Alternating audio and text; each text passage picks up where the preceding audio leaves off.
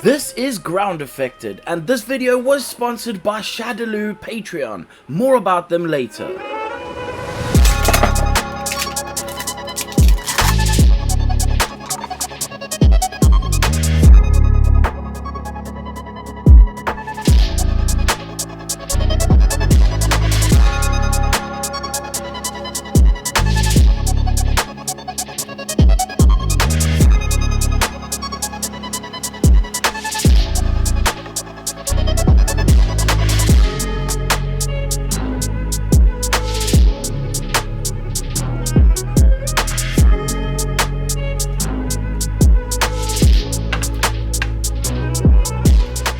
This is the Supergirl, sculpted by Shadaloo and available on their Patreon. It is literally part of their welcome pack, and when they reached out and asked me if I wanted to make a video with one of their models, I instantly picked this model because I don't want to say why, because I might ruin a certain movie for someone, and I don't want to do that, even though I probably already have. So let's move on to just how I, of course, painted this model. And I'm going to start out on the base for this one, painting a little bit of a blue Talisar paint over the top of transparent resin to give it a gentle gradient from the bottom to the top. And when I was done with that, I gave them a solid clear coat with a gloss varnish spray paint.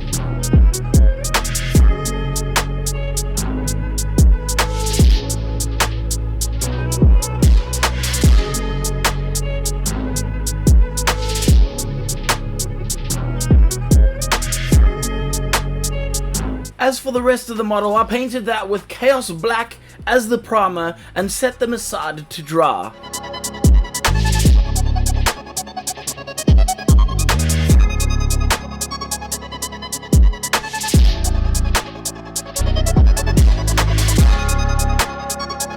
Now to start adding liquid color to this model, I'm going to put grey on the base. This is going to be, I'll come back to this later, don't worry about this, but let's just quickly move on to putting the zenithal onto the rest of the model. Now I'm going to put a zenithal over the top of the skin tones as well as all the red bits as well, because they're going to need a lovely white base in order to make that red as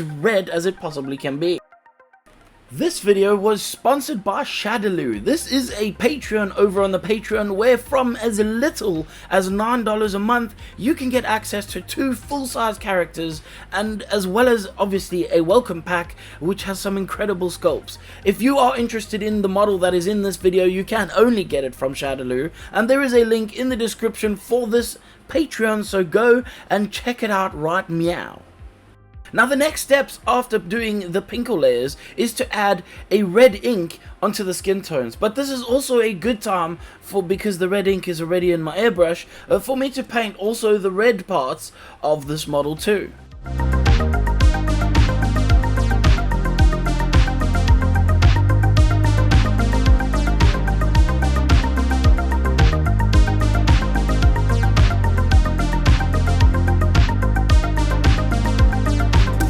Set up the base tones for the hair. I'm going to use Skeleton Horde over the zenithal, and I'm going to put that aside to dry while I take some Talisar blue again, and I'm going to paint this over the blue part of the torso. And as you can tell, this color behaves very differently over the top of clear versus over the top of a zenithal. Now I want to push the contrast on this, so I'm going to use a blue ink to put that into the shadows and then come back in with a much brighter blue and spray that into the highlight areas. And for the shadows of the red, I'm going to be using Caribou Crimson. Now you may wonder, why did I move like this? Well, this is because I needed to wait for this red ink to dry, and while it was drying I moved on to blue, and it would be kind of pointless to put a red into the place that I had blue paint already, because it would mean that the clean out would have to be more severe, thus wasting time, and of course I'm all about saving time. Now moving on to the skin tones, I'm going to use a 50-50 mixture of paint and water using a brown rose over the top of the skin, and this is going to set up the skin tones and help to give me kind of where the shadows and highlights are going to be. The next step is going to be adding a bit more color into that skin by using some sunny skin tone. This is going to bring some of the yellows into the skin that is usually missing in some of the skin tone palettes that you may find laying around wherever you find skin tone palettes. The next steps will then be to take some Orcish Dermis and spray that into all the bendy bits, behind of the knees, under of the chin, underneath the back, around around the butt, all those areas that bend, they need to have some orcish dermis, and that is into the shadows.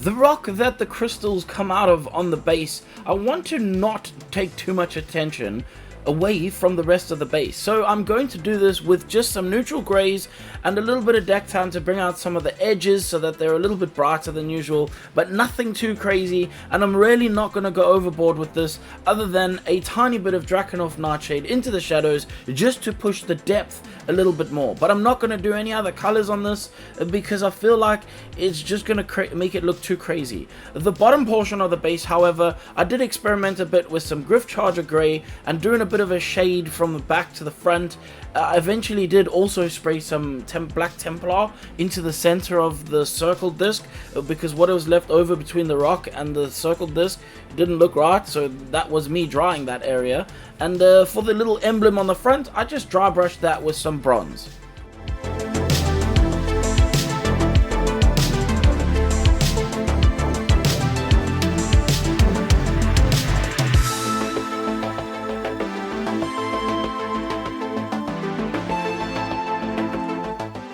And now it's time for me to move on to adding the trimming on the rest of the model. And on the red parts, for some reason, I did not realize this, but Supergirl has a load of gold trimming on her suit, it looks cool, but I really just hate gold trimming, and so I need to settle down and paint all of this gold trimming to get it out of my face.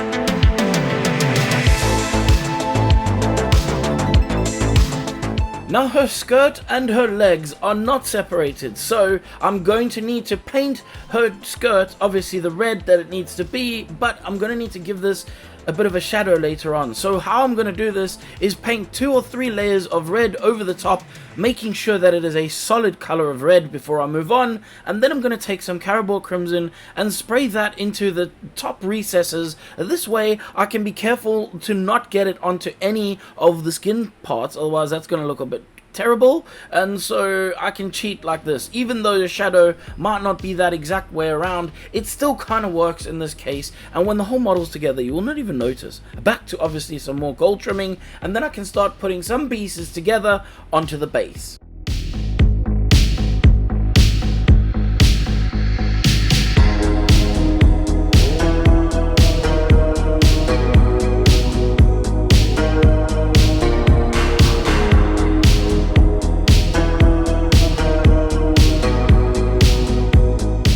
My next move was to paint, obviously, the logo on her chest, and this logo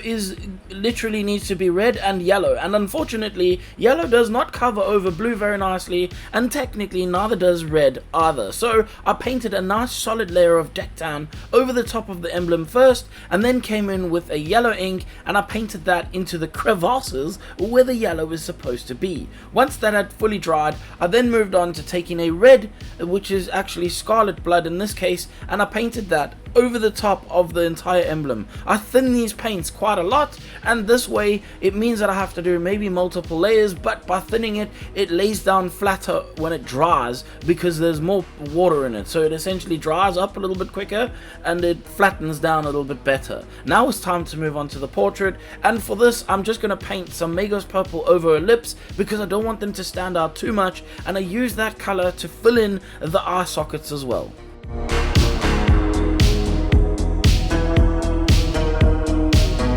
I used some Sargor Brown to paint her eyebrows, and I chose this color specifically because I wanted a darker eyebrow look, and this also helps to make the face a little bit framed a bit better. I personally don't necessarily think that a blonde eyebrow would look great here, and this is why I chose a brown eyebrow, but once I was done with the eyebrows, it was pretty easy for me to move on to painting a very thin line around the outside of the eye and also over whatever eyelashes there are on the sculpt of the model. I'm now going to take some of this highlight skin, which unfortunately is part of a set, and a good replacement would be cream white,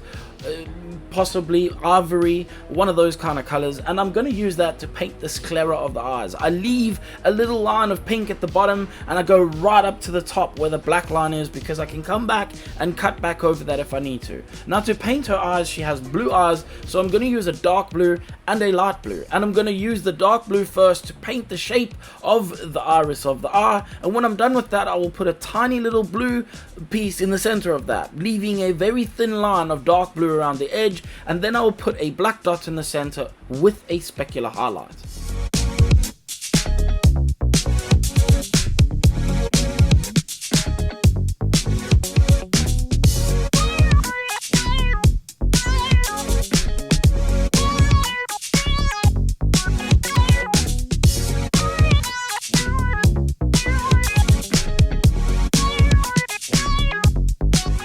And now that the model is mostly put together, the only thing left to do is to paint her hair, and what I'm going to do is take some yellow ochre and highlight skin and mix these together to make a dry brush light color that I can use to pick out some of the singular strands on the hair, and only do this in the highlighted areas where the sun would be hitting it. I can now put it on her head and call this model done.